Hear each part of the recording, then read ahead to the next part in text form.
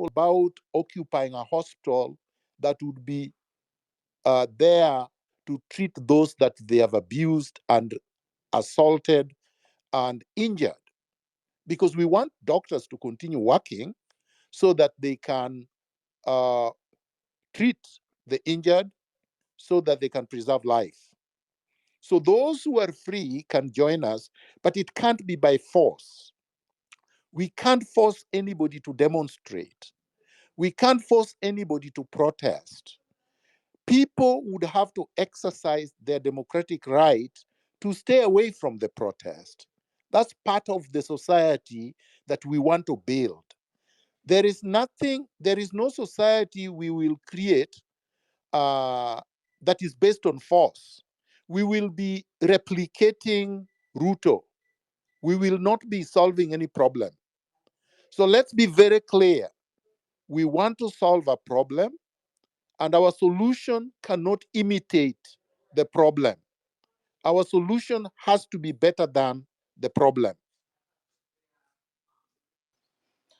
Thank you so much, Dr. for that clarification, which is indeed very important. We do not want to disrupt any activities, and we also really at this point out that the demonstrators should really align to the given given laws while expressing their rights. Hillary, whom did you cue next? Okay. Maj, can you Yes, hear me? I can hear you. Oh, all right. I cue in Joe Karani Mwangi, then Nyaralen. Okay. Joe Karani, are you here? Yes, I'm here. Go ahead, man. A good evening to you all. Evening. I really want to thank Dr. Miguna for keeping us, making us stand on business. Because for me, mine is very small. It's just something that I've noted during this movement. And I think it is important that we point it out and understand this. So we're at a time where our selfish ambitions have to be put aside. We have to sort of do what is best for the group. Now, I'll talk about it by using illustrations. At the end of last week, there are two people who gave in to their selfish ambitions and derailed the conversation around the movement. I don't want to mention their names, but you know who they are, the music guy and the other car guy. They gave into their selfish ambitions and derailed what we're doing for this country. And now I will use another illustration of somebody else who ignored the noise and just went ahead and did what was good for the group. And I can mention her name, Hanifa. We dragged her through the mud. We said all sorts of things about her, but she stayed on business and did what she had planned for that day, which was go to each and every injured Shuja or somebody, all the ones who had passed and had been killed by this Ruto regime, and take care of them. By the end of the day, we were already talking about the entire conversation around that whole thing was how Hanifa had managed to do what NHIF has tried to do and failed, and they're even creating something new, and it's going to still fail. So we need to really think in everything that you do, everything that you say, that tweet you're tweeting. Tomorrow when you're going out, be your brothers and sisters keeper. Remember, just do what is good for the group and put away your selfish ambitions, because I don't want another situation where we're divided and conquered, because I fear Ruto winning, and this man cannot win. You guys saw him yesterday in that interview. Oh my God. He cannot win, and we cannot let him win. I know I've heard all of you, and I know each and every one of us wants a better Kenya, and that's what we're fighting for. So let's keep up the fight. Let's to talk kesho, see what 10 million. Let us fight for a better Kenya. Maze, that's all I have to say. Thank you so much, Karani. We have several tweet coming in and some reports that all other counties, so many counties are ready, and young people are. There are many people. Some have now starting I even. can't hear anything. Dr. Oh, Miguna, can you Daktari. hear me? No, it's only now I'm hearing you. I was not hearing you before. Okay, Okay, let Hillary try to speak again, and then Daktari, can then you hear me? I think Daktari is And not Maj, hearing me. can you let Kigame speak? I know probably he has not requested, but I see him in the crowd, and it would be important probably to hear okay. his voice. Yes. Okay. Yes. Okay. Yeah. Let me send him the mic. And can you, Dr. Miguna, can you hear Hillary as I bring on Dr. Kigame? I can't hear Hillary. Okay, Hillary. Dr. cannot Yes, hear you, but if you leave, the space is gonna drop. Let me see. Let me text you and see how we can proceed with this. Daktari can drop then come back. I think maybe that can work. Okay, that's all. I make the formal application today in court that I cannot attend a hearing tomorrow because of protest.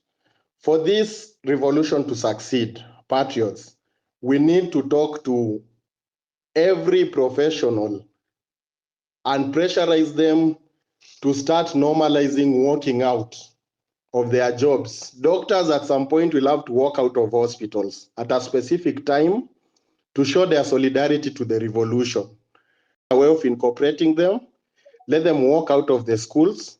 Students were the first victims of Ruto when he actually tear gassed them with the intention of grabbing their land next to Weston. Students will also have to join the protest by walking out of schools and carrying placards in schools. So let us expand the scope of our revolution. Let us expand the scope outside the street to go to offices, to go to schools, to go to hospitals, and actually even to go to courts. Now, what we are doing is essentially in law, I'll call it civil disobedience. Civil disobedience is enshrined in Article 1 of the Constitution, as Daktari and other lawyers have talked about it. And someone has mentioned the Constitution serves humanity. The Constitution is actually a product of democracy. And therefore, the people have a right to go to the streets and exercise democracy directly. Something like nudity.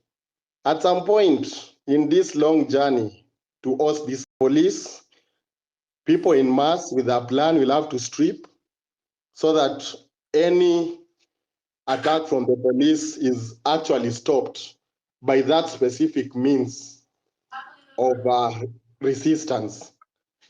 I'll also address the issue of our revolutionists and comrades who are abroad. You have a role to play.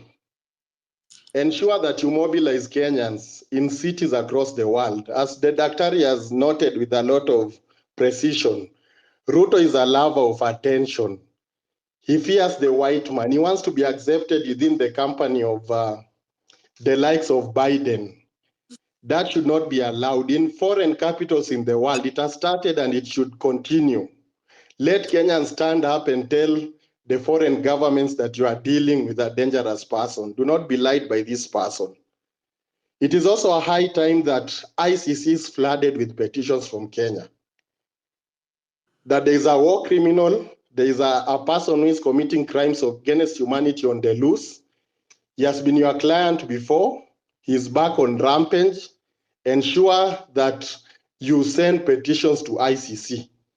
I'll be sharing that process. It's a very simple process, and everyone, not a lawyer alone, has a right to complain.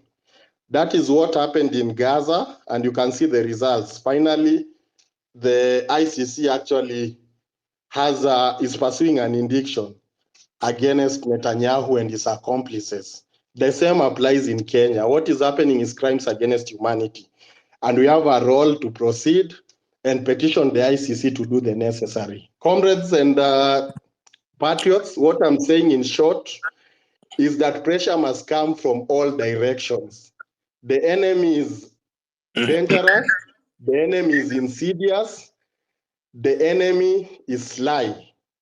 Let us take pressure from all directions to achieve the overriding objective of this government resigning from power or leaving power by any peaceful legal way necessary. Thank you. Thank you so much Wakili, tumekupatia time mingi kwa sababu you were saying very very good things there. Hillary, Then yes, Daktari. our agenda is to stop Ruto from his ongoing tyranny. It's not to make life uncomfortable for fellow Kenyans. So let's get that very, very clearly. If we are not targeted, then we can't succeed. So if somebody was to say that we are 10 million people on the street and we are targeting public spaces, say, for example, Arambe House, State House, any space where these vagrants stay or work or